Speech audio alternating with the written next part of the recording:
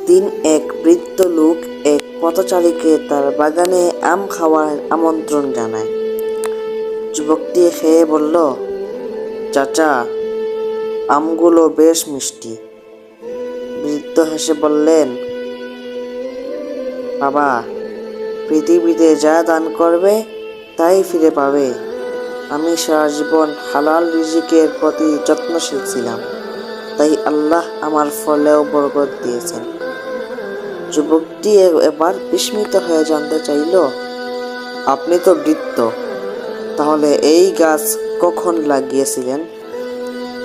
বৃদ্ধ বললেন, যখন আমি তরুণ ছিলাম, তখন ভাবিনি আমি বেঁচে থাকবো কিনা।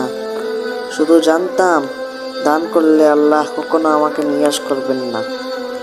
যুবকটি সেই দিন থেকেই দানশীল হওয়ার সংকল্প করল। গল্পটি ভালো লাগলে চ্যানেলটি সাবস্ক্রাইব করুন।